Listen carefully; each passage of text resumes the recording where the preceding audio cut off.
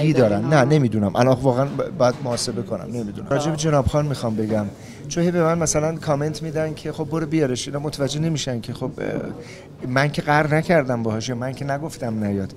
جناب خان عروسکیه که از یک برنامه دیگه به برنامه ما اومده، تهیه کننده اون برنامه، صاحب همه مجموعه اون برنامه است.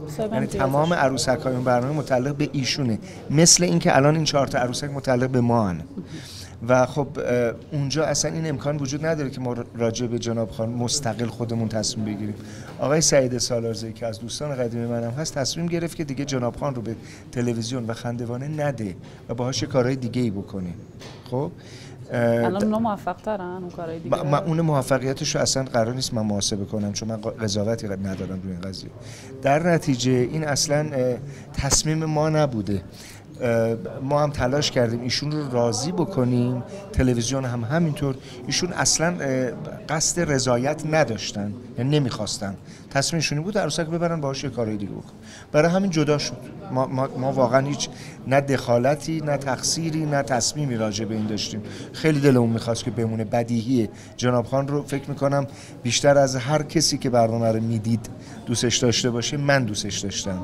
چون بهرانی رو هم توی اون جناب خان من میدیدم و محمد رفیق عزیز منه که همونطور که به جناب خان جون میداد، روح میداد، من ترکیب محمد و جناب خان برام زنده میشه. به احلامم جون داده.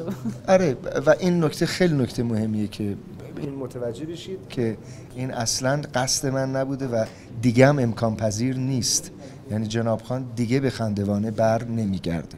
فکر می‌کنیم با این عروسک‌های جدید عروسک‌های جدیدن قطعاً، چون تیمی هم که باز پشت این عروسک واسطادن به هر حال از محمد رضا علی مردانی گرفته تا هومن حاج عبداللهی، هادی کاظمی، مجید آقاکریمی، اینا تیم خیلی درست درمونی ان، همشون آدمای فوق‌العاده حرفه‌ای ان تو این قضیه و این کمک میکنه به اینکه این شخصیت رو بتونن جذابیت‌های خودشون رو پیدا بکنن و جا باز بکنن تو دل مردم.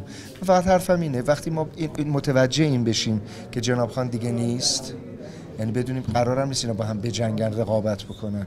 یه عزیزی از یه خانواده بیرون رفته، بقیه اعضای خانواده که اضافه میشن به این خانواده قرار نیست اینا هی با اونا مقایسه بشن، چون واقعیتش دلسردن میشن بچه‌هایی که قرار باشه ما بگیم این جای جناب خان، اینا اونا جای جناب خان، جناب خان جای اینا، اصلا ربطی نداره.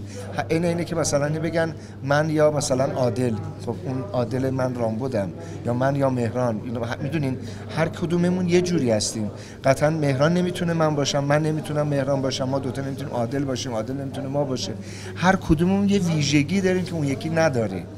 پس به نظرم باید با ذهن بازتر و با آرامش تماشا بکنیم جون گرفتن موجودات جدیدی رو که توی خندوانه اومدن و قصدشون فقط اینه که حال خوب به مردم منتقل بشه.